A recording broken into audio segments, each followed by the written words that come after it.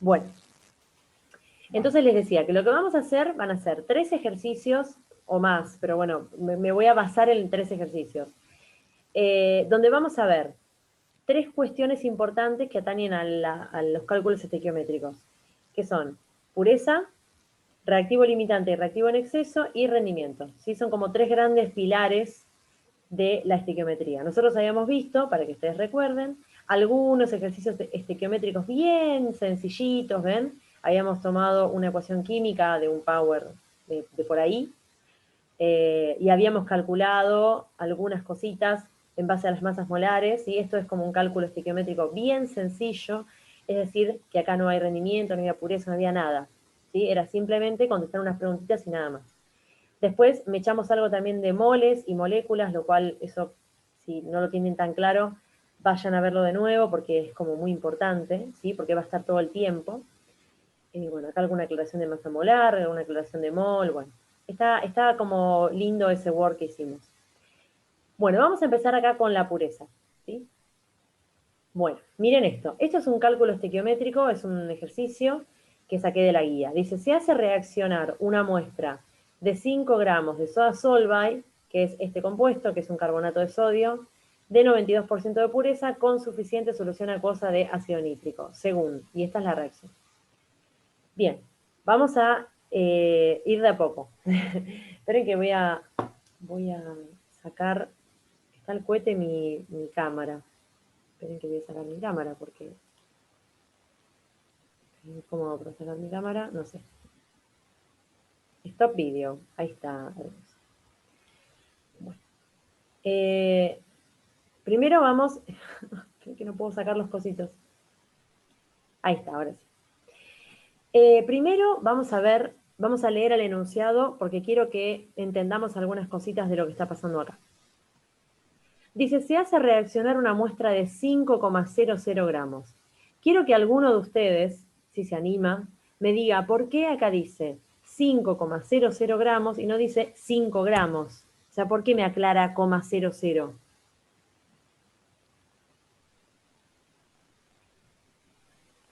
Chan. Yo diría, buena pregunta. Puede ser que sea como por la exactitud de las decimales o algo así, Sí, exactamente. la precisión. Sí, muy bien. En realidad, muy bien. O sea, esos términos, precisión, sensibilidad, exactitud, son términos que uno a veces toma como sinónimos, pero en realidad no son sinónimos, ¿sí? Pero está bien a lo que apuntaste. Está muy bien a lo que apuntaste.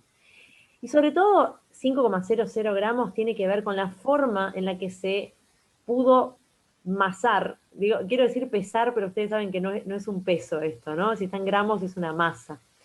La forma en la que uno masa esta masa, justamente, estos 5,00 gramos de soda solvay, también hacen a cómo uno expresa ese resultado. Es decir, no es lo mismo que yo mase o pese, si quieren, vamos a decir pesar, porque si no uno está hablando como un loco, no es lo mismo pesar algo en una balanza de cocina que masar algo o pesar algo en una balanza de precisión, ¿sí? De un laboratorio analítico, por ejemplo, ¿sí? No es lo mismo, no es lo mismo la precisión, como dice su compañera, ¿sí? ¿Por qué? Porque cada balanza tiene lo que se llama una sensibilidad asociada, ¿sí? Esto quiere decir, la sensibilidad tiene que ver con la mínima cantidad de materia que puede pesar esa balanza, ¿sí? O sea, no es lo mismo, de vuelta, una balanza de cocina pesa, no sé, pesa, lo mínimo que capaz que pesa es, no sé, 100 gramos, no sé, o 10 gramos, no tengo idea porque no tengo, pero digamos, la mínima cantidad de materia que puede llegar a pesar es una cantidad importante. Ahora, si ustedes se van a una balanza analítica, por ejemplo, o semi-analítica, van a ver que los decimales son, qué sé yo, capaz que 2 decimales, o 3, o 4, o 5, o 6, como una balanza analítica, ¿sí? Es decir, cómo yo expreso esto tiene que ver con eso, ¿sí? Por ejemplo, si yo hubiese pesado 5 gramos de soda solvay en una balanza de cocina, tal vez no le hubiese puesto 5,00, tal vez le hubiese puesto 5, ¿sí? ¿Por qué? Y bueno, porque no me da la precisión para saber si esto es 5,00, porque justamente no me permite medir eso, ¿Se entiende lo que digo? Es una pavada, pero es interesante y es importante ver estas cosas, ¿sí? Ahora, si yo lo hubiese pesado en una balanza analítica, esto, por ejemplo, que pesa con muchos decimales, les cuento que la balanza analítica es como una cajita, es como esas duchas que son todas transparentes, es como una cajita. Y ustedes ponen la muestra, ¿sí? Y cierran la cajita, o sea, es tan, pero tan precisa la medición de esa balanza que cualquier modificación, aunque sea pequeñita, modifica un montón. Entonces uno tiene que tener mucho cuidado y se pesa con muchísima, muchísima delicadeza, digamos, ¿sí? Y si ustedes lo hubiesen empezado en esa balanza, seguramente les hubiese dado algo así, mirá, no sé. Seguro, uy, perdón, no sé qué hice. Seguramente no les hubiese dado 0,000, ¿sí? Porque es tan precisa la medición que se les va el demonio, ¿sí? No pueden hacerlo con tanta precisión. ¿Se entiende lo que digo? ¿Sí? Entonces, este pequeño detallecito tiene que ver con esto, ¿sí? Y, bueno, esto con respecto a una medición así directa, digamos, ¿no? Porque uno está masando en una balanza directamente. Y acá, por ejemplo, cuando yo hablo de pureza, la pureza es un porcentaje, o sea que es una relación, ¿no? No es una medición directa la pureza. Por ejemplo, ahora vamos a ver qué es la pureza, pero no es una medición directa la pureza. Entonces, ¿qué es lo que pasa acá con este 0,0? Bueno, a veces lo que sucede es que cuando uno ya está eh, escribe algo con este nivel de precisión, ¿sí? Cuando uno empieza a hacer cuentas con esto, lo que tiene que hacer es arrastrar esto, ¿sí? O sea, arrastra estas cosas, ¿sí? Por eso es que a veces van a haber cálculos que son indirectos, digámoslo así, que vienen de una cuenta, pero que igualmente tienen este coma cero, ¿sí? O sea, este coma cero y este coma cero cero es lo que decía la compañera, tiene que ver con cómo se midió esto, con el grado de precisión con el que fue medido. Porque esto podría haber sido coma cero cuatro, qué sé yo. ¿Sí? ¿De acuerdo? Esto es una pavada y cuando lo vi en la guía, lo primero que intenté hacer es sacarlo. Y después dije, no, se los voy a dejar y se los voy a mostrar. Les voy a mostrar por qué es así. ¿Sí? Así cuando ustedes lo vean es algo lógico. ¿Sí? Bueno, entonces, volviendo al cálculo estequiométrico como tal, dice que se hace reaccionar una muestra de 5,00 gramos de soda solvay es esto, ¿sí? ¿Listo? Y dice que tiene 92% de pureza. Bien. Que tenga 92% de pureza, lo que implica es que estos 5 gramos de soda solvay no es totalmente puro, ¿no? No estoy diciendo nada muy loco. Si es 92% puro, quiere decir que no es un 100% puro, lógicamente. Entonces, esto implica que hay un 8% de impurezas. ¿Y qué es esto de la impureza? Bueno, ustedes piensen que cuando yo involucro la soda solvay en una reacción química, lo que va a reaccionar es la soda solvay, es decir, va a reaccionar este compuesto. Si esto tiene algún tipo de impureza, por ejemplo, tiene, qué sé yo, un carbonato de potasio pegado, ¿sí? O unos poquitos miligramos de carbonato de potasio o de carbonato de magnesio, qué sé yo, no sé, por decir algo, ¿qué es lo que sucede? Ese otro carbonato posiblemente no reaccione como va a reaccionar el carbonato de sodio, ¿sí? U otra cosa, imagínense que tengan, no sé, un poquito de cal viva, qué sé yo, lo que sea. No va a reaccionar, lo que va a reaccionar es enteramente este compuesto, esta sustancia, no otra, ¿sí? Entonces, yo a mis 5 gramos de soda solvay voy a tener que restarle aquello que no va a reaccionar, es decir, aquello que no es soda solvay, ¿sí? Entonces, a esto se refiere cuando habla de impurezas, ¿sí? O cuando habla de 92% puro. O sea, está bastante puro, porque si es 92% puro, es una pureza copada, ¿sí? Pero a pesar de eso, yo tengo que mantenerme firme y decir, bueno, esto no está 100% puro, por lo tanto yo tengo que considerar solo el 92% de esto, ¿sí? Bien. Eso por un lado. Ahora vamos a hacer las cuentas, ¿sí? Y dice que reacciona con suficiente solución acuosa de ácido nítrico, ¿sí? Bien, nada, esto les cuenta acá cómo es la reacción ya está equilibrada, ¿sí? Se las da equilibrada desde la guía, así que yo la dejé equilibrada. Y me dice, calcular la masa de impurezas que contiene la muestra. Bueno, este ejercicio es bastante sencillito, ¿sí? Es bastante sencillo, no tiene mucho vuelo, pero está bueno para ver la parte de la pureza. Yo les dije recién que 5,00 gramos ¿sí? De la soda Solvay. Esto después le pongo todos los subíndices porque saben que me pone muy mal si no los pongo. Es el 100%. Es como si yo tuviera, a ver, los 5 gramos es el 100% de mi muestra. ¿Sí? ¿De acuerdo? Porque son los 5 gramos de soda Solvay. Ahora, yo lo que necesito, lo que va a ponerse a reaccionar, va a ser solamente el 92%. ¿Sí? Ahora, como a mí me pregunta la masa de impurezas, yo lo que puedo hacer directamente es calcular la masa de impurezas, ¿no? Si yo pongo 92%, estaría calculando la cantidad de soda Solvay que tengo realmente. Pero como yo lo que quiero calcular es la impureza, yo puedo calcular directamente qué porcentaje es el 8% de mi muestra, que sería la impureza. ¿Sí? Entonces acá puedo hacer una regla de 3 simple y digo 8 por 5 dividido 100. Yo tengo todo acá, tengo todo, la calculadora, la guía, el CBC, todo tengo. Así que 5 por 8 dividido 100 y esto me da 0,4 gramos de impurezas. ¿Sí? ¿Estamos de acuerdo? Ahí está.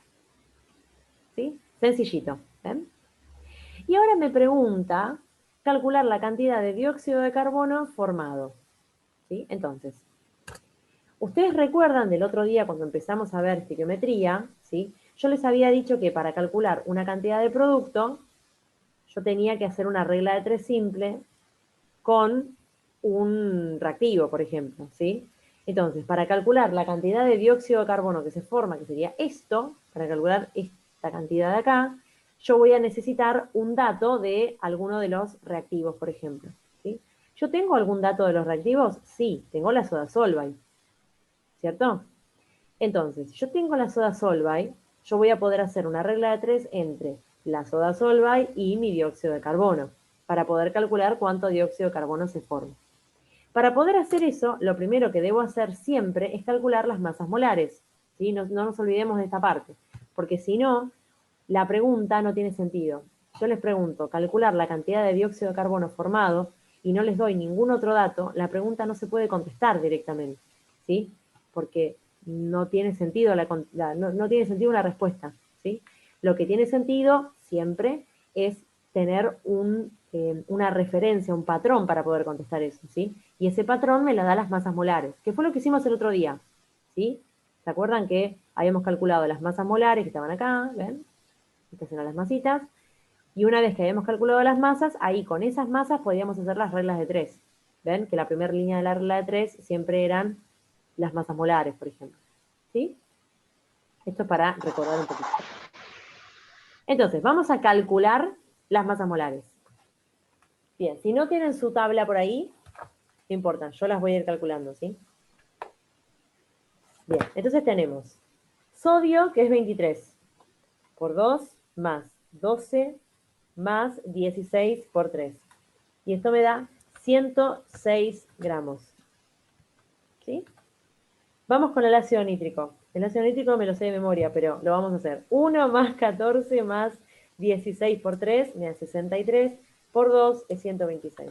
Ya van a empezar a memorizar estas cosas, pero no porque quieran, sino porque lo van a hacer tanto que después lo van a memorizar. Vamos con el nitrato de sodio.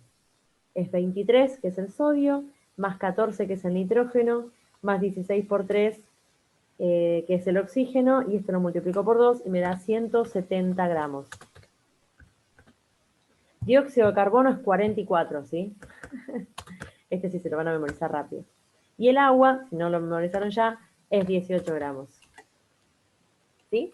Entonces, recuerden que siempre hay que hacer la cuentita para verificar, ¿sí?, que la ley de masas se esté dando. Es decir, que la masa de los productos sea igual a la masa de los reactivos, de manera tal que nada se haya perdido y nada se haya creado. ¿Sí? Esto me da 232 de un lado y del otro me da perfecto. Esto me da perfecto. Si alguno tiene alguna duda, me dice, ¿eh? Yo sigo porque no escucho ninguna duda. ¿Sí? Bueno, entonces ya llegamos acá. Ahora sí tenemos las masas molares que nos van a servir a nosotros como patrón para poder hacer la regla de 3, si no, no se puede, ¿sí? Entonces, voy a correr la ajena, todo esto, de acá. Entonces, ¿cómo vamos a hacer la regla de 3? Bueno, fíjense esto. Yo tengo que calcular una cantidad de dióxido de carbono, ¿sí? Y la voy a calcular a partir de una cantidad de ¿qué? De soda solvay. Por lo tanto, en mi regla de 3 va a estar la soda solvay y el dióxido de carbono. Las otras sustancias a mí no me interesan, ¿sí? No me interesan en este ejercicio en particular. Podrían interesarme en otra pregunta, que no hay, pero podrían interesarme en otra pregunta, ¿sí? Entonces, yo voy a decir, bueno, yo tengo 106 gramos de soda solvay, que es esto, esperen que lo voy a copiar, así lo hago más rápido. Ahí va. Me quedó como un subíndice. No. Ahora sí. Bien. 106 gramos entonces de soda solvay me va a dar estequiométricamente. Recuerden que estequiométricamente implica, digamos, idílicamente, ¿sí? Si yo pusiera a reaccionar 106 gramos de esto, me daría 44 gramos de esto. Esto es como un patrón de vuelta, una referencia. Ahora, aquí abajo, yo tendría que poner la cantidad de soda solvay que me da el ejercicio, es decir, 5 gramos, ¿sí? Pero ¿qué pasa? Estos 5 gramos, recuerden que no están puros.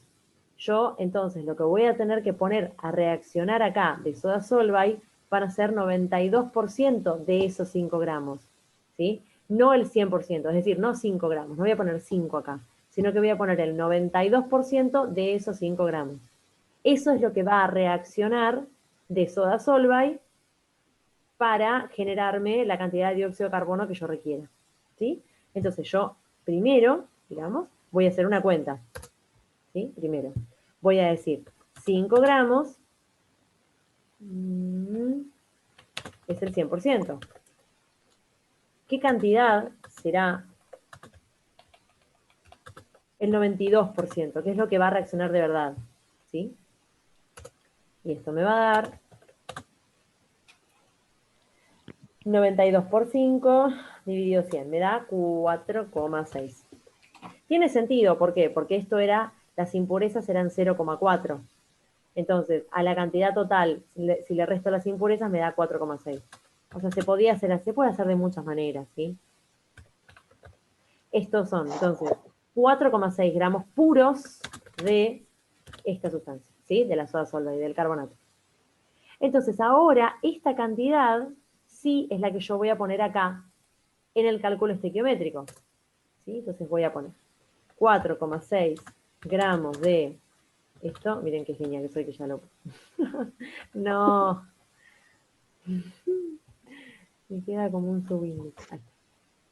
Y esto es, bueno, lo que tengo que averiguar, ¿no? Y esto me da, ya les digo, 4,6 por 44, dividido 100, me da 2,02 gramos de dióxido de carbono, ¿sí? ¿Tiene sentido? Siempre cuando uno hace un cálculo, por lo menos en química, no sé en matemática, porque en matemática es como que algunas cosas pierden sentido. Pero en matemática algunas cosas pierden sentido en el sentido, justamente, de que algunas cosas, por ejemplo, pueden ser negativas y matemáticamente las cosas negativas dan bien, no todas, pero la gran mayoría, ¿no? Entonces, a veces a uno le da un resultado negativo en matemática y dice, bueno, esto estará bien, estará mal. Bueno, hay que tener un poco más de criterio matemático para darse cuenta. En cambio, en química, en física, algunas cosas que son negativas son ridículas. Entonces, eso es lo que le da un poco más de sentido, ¿sí? A los cálculos, por lo menos, ¿sí? Yo siempre digo que la matemática, creo que se los dije muchas veces, la matemática nace de la mente. Entonces, como nace de la mente, también nace la perfección de la matemática, ¿sí? La matemática todo es muy perfecto. En cambio, en estas cosas que tienen que ver con la naturaleza, las cosas no son tan perfectas. Entonces hay o sea, tienen como esta cuestión de poder pensarlas, ¿sí? Bien, entonces, les dije todo esto para que ustedes vean esto, por ejemplo, ¿no? Si ustedes tienen 106 gramos de la sustancia y esto les da 44 de la otra, 4,6 gramos, fíjense que es muchísimo menos que 100, les tiene que dar muchísimo menos que 44. ¿Sí? Esto es una cuestión de lógica nada más. Entonces este es el resultado de la pregunta 2. ¿Sí? Y esto es como no sé, como una aclaración para que ustedes vean de dónde salió ese numerito, ¿sí? O sea, este 4,6 de dónde salió. ¿Está bien? Profe, Sí. hago la cuenta en mi calculadora y me da 1,91. Ah, a ver, pará, ahí la No hago de sé, nuevo. A ver. no sé si está mal mi calculadora, porque ya me pasó que se me desconfiguró, pero... Ah, ya la hago, mira, para que estoy haciendo una pavada, mm, pero ya la hago. Sí, puede ser, para. ¿Qué calculadora tenés?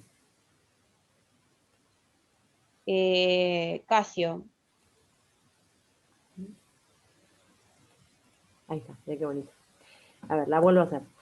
92 por 5 dividido 100. Ay, qué boba, perdón. 4,6 por 44. Ahí está, vale. Dividido 106. Sí, perdón, yo hice cualquiera. Ah, Sí, sí, sí, sí, sí. Sí. 1,91, bueno, más o menos, ¿no? 1,909, bien. Sí, está bien, gracias por decirme, porque se nota que lo hice dividido 100, no dividido 106. Bien. Bueno, muchas gracias por avisarme, se me iba a quedar mal eternamente. Bueno, entonces, este ejercicio ya está hecho, ya está resuelto. Fíjense que esto es un ejercicio de la guía del CBC, ¿sí? No, para que vean que no es tan tremendo el asunto. Los últimos y los que se llaman complementarios, solo sí, complementarios me parece que se llaman, esos sí son un poquito más heavy porque mezclan todos los temas. O sea que si uno tiene la capacidad de hacer un complementario, es porque ya entendió todos los temas de la guía, lo cual es maravilloso. Bien, ¿alguna duda con este ejercicio en particular? ¿O algo raro? No, no, porque si no, vamos con el otro, vamos con el de reactivo limitante y en exceso. O sea, como para que cierre el tema de pureza, fíjense que la pureza lo que les dice es que a veces uno pone a reaccionar una cierta cantidad de un reactivo pensando que está puro, pero en realidad no está totalmente puro. Hay algunos frascos con reactivos que inclusive les dicen en qué pureza está. ¿Sí? Hay algunos frasquitos, bueno, ahora porque no estamos en el laboratorio, pero podríamos ir y van a ver que hay frasquitos donde les dice la pureza. Entonces ustedes, antes de empezar a hacer cualquier cálculo, tienen que sacar la pureza. ¿Sí? O sea, tienen que averiguar qué cantidad es la que realmente reacciona. Básicamente, esto es pureza, ¿sí? Nada más. Nada más tremendo. Bien, vamos con reactivo limitante y en exceso. El reactivo limitante y en exceso es muy importante, tremendamente importante, igual que pureza. ¿Por qué? Porque cuando ustedes van a llevar a cabo una reacción química, van a ver que hay algún reactivo, ¿sí? Que es como el limitante de la reacción, se llama. ¿Qué quiere decir esto? Que cuando este reactivo se acaba la reacción y tal vez queda un remanente del otro reactivo. Pero no me interesa, porque si no hay de los dos reactivos, la reacción no se lleva a cabo. ¿Sí? El ejemplo que yo siempre pongo, que es un ejemplo medio tonto, pero está bueno, o sea, podría poner algún otro ejemplo más copado, pero me parece que es como que el que ilustra mejor la escena. Es como si yo tuviera una botella de coca de 3 litros, ponele, y le pongo una Mentos. Ustedes saben que ahí hay una reacción. Entonces, yo le pongo una Mentos en una botella de Coca-Cola de 3 litros.